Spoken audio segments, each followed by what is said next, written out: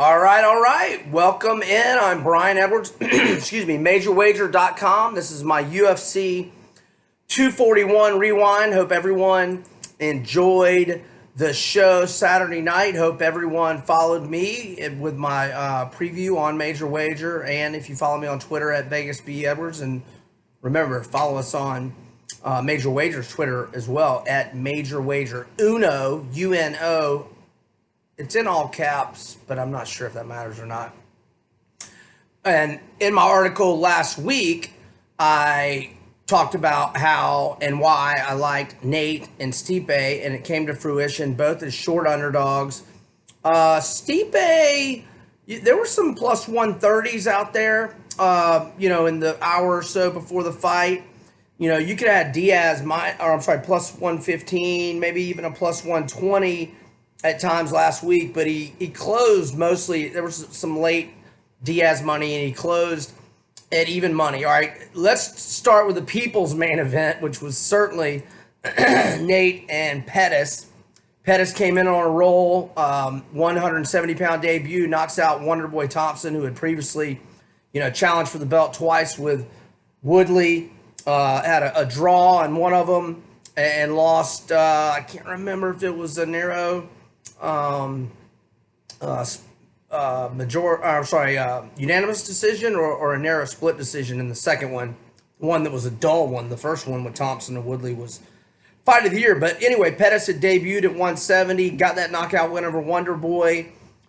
Diaz was 3-3 at 170 in 6 previous career fights, but now he's fought most of his career at 155, but his last two of McGregor, and remember, he had been out nearly 3 years. And I said, look, he looks bigger and stronger. He looks in the best shape of his life. And I think that I thought that muscle would help him, his clinch game, his underrated wrestling, get Pettis against the fence, not out in the open where he can use those really fast leg kicks and head kicks. He's obviously, he finished Joe Lozon with a head kick. Put the wrap on Benson Henderson in WEC with the Showtime kick off the cage, but it was a head kick. Didn't knock him out, but it was like at the end of the 5th round.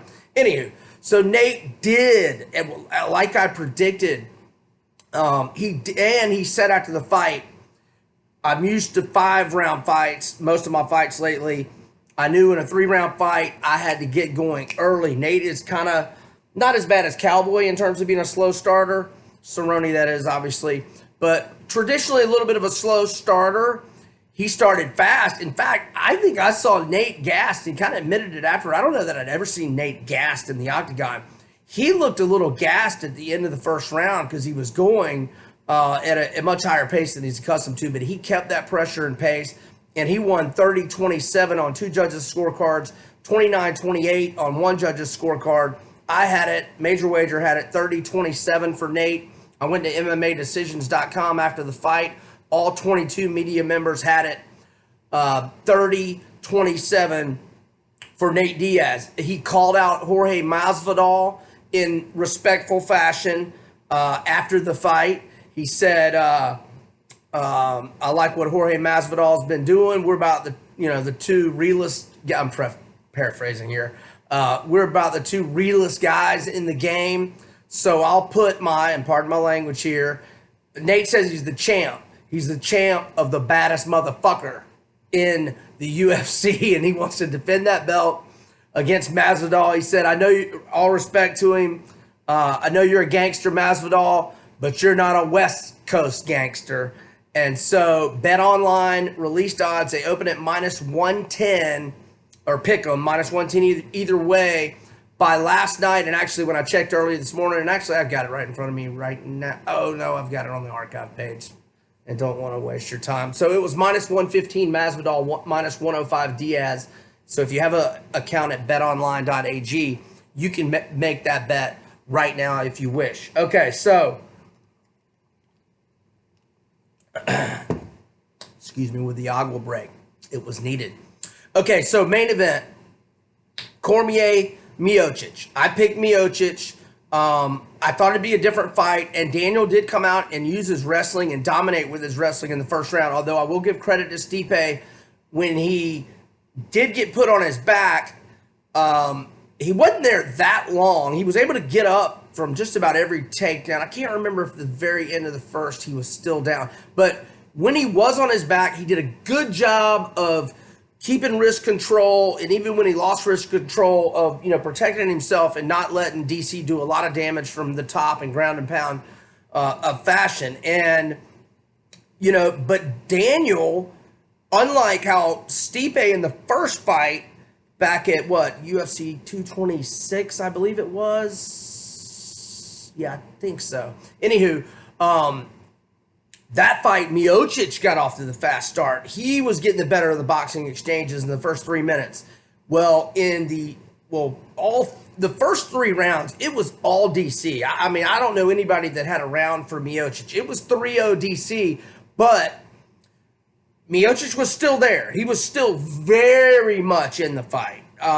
Very much in the fight. No question about it. I mean, he was not badly hurt by any means. And his coaches implored him in the 4th round to start going to the body.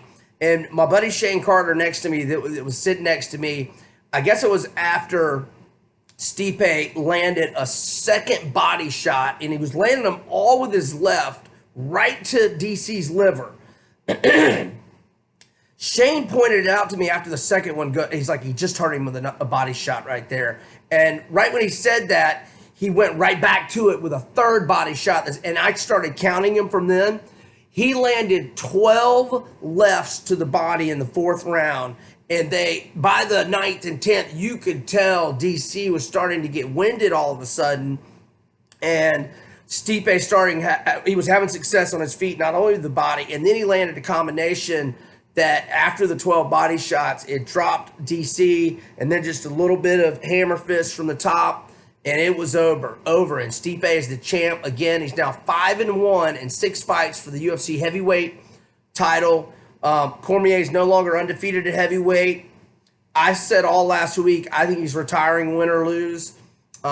He is a competitor, though. The trilogy fight will be there. Why even go down to do? He doesn't have to do the jump. He can just retire.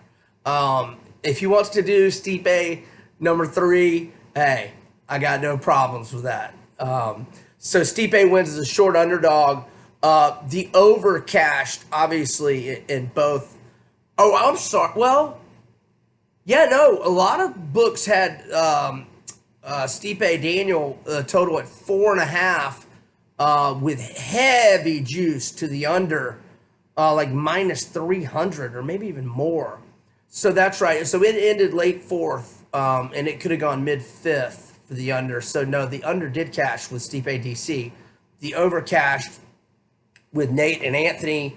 So the prop for the fight to end in rounds 1 and 2 with Nate and Pettis was +150. That was a loser.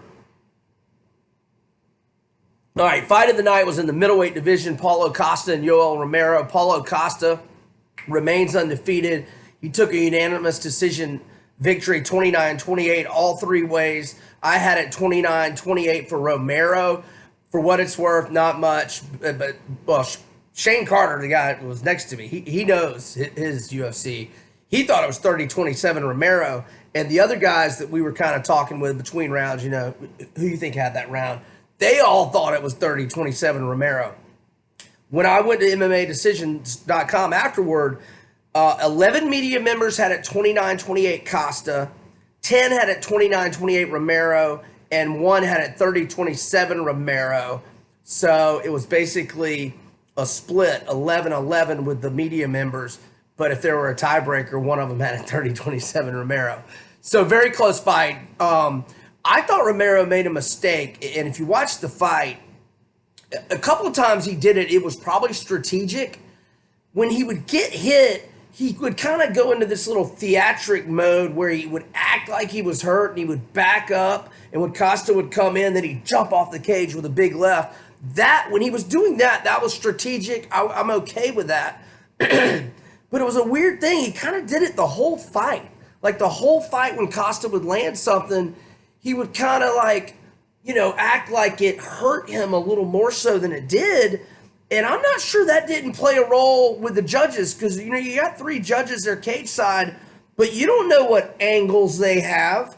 Maybe they have an angle, excuse me, and maybe they hear the pop, and you heard the pop of all the punches from both of those absolute savages. Maybe they heard the pop and didn't have an angle to see if, you know, with his face, he was doing these weird theatrics, and maybe they thought those punches were a little harder than expected or harder than they actually were because Romero was doing these odd theatrics. So I'm sure you noticed it if you watched the fight. So close fight. I thought Romero won. Costa, I mean, that's, what is that, 3? I don't know if they were in a row when he fought Whitaker, but he has lost 3. He might have squeezed a win in between the rematch with Whitaker. I figured that might have been when he knocked out Rockhold. But his last 3 losses, boy, could they have gone either way. And still at the age of 42, the soldier of God, Yoel Romero, has still got it. And he made 185 a lot easier than he has his last 2 recent fights. Remember, he didn't make it one time, and then he did make it. And there was the video of him just in agony walking to the weigh-in and from the weigh-in. It was a scary scene. All right. Let me give some props to Derek Brunson, short underdog, going against Ian Heinisch, who was ranked 10th in the middleweight division. Brunson was 8th. Brunson, he closed around on plus 125, plus 130 dog. Actually, as I'm looking at, there's some plus 140s out there at 5 dimes. There was. But Heinisch was north of minus 200 a couple weeks ago and was 3-0 in the UFC. Brunson fought a smart fight. I was impressed with his cardio. Heinisch was really sucking wind going to round 3, and Brunson looked in great shape. Brunson's now won back-to-back fights. He beat Elias Theodoro, fighting a very smart fight. I thought he fought a very smart fight here. And going into the Theodoro fight, he had talked about his back-to-back KO losses prior to that, how he had kind of, you know, gotten too aggressive, wasn't, you know, focused on his defense and et cetera. And he fought a smarter fight. Now he's won back-to-back fights fighting smart. All right, wrapping up here, shout out Corey Sandhagen, still undefeated in bantamweight. You pretty much routed Rafael Hassan, who's been a perennial top 5 gatekeeper in the bantamweight loop for many, many years. And then how about Kama Worthy? Took the fight on 4 days' notice, I think, and had to lose 19 pounds in that span. He had just fought for a smaller promotion 3 weeks prior and won by knockout. He was facing Devontae Smith, who, like Heinisch, was 3-0 in the UFC, but unlike Heinisch, he had won all his fights by knockout. Kama Worthy, he was a plus 775 underdog at BetOnline, around plus 650 at most places. He won in round 1 knockout, got a $50,000 performance of the night bonus, and also if you did the prop for him Worthy to win by KO, 11-1 payout, and to win in round 1, 20-1 payout. Couple quick notes: Stipe got paid the most, $750K, and got performance of the night along with Worthy. Nate only got $250, only got $250,000 to show, no win bonus. Pettis, I think, was, God, I looked at it a little while ago. I think he was 155. DC was 500 just to show. I was surprised Stipe got paid a little more than him. But that'll put a wrap on UFC 241. Can't wait for Masvidal Diaz. Surely that one's going to happen. Brian Edwards, MajorWager.com. Over and out.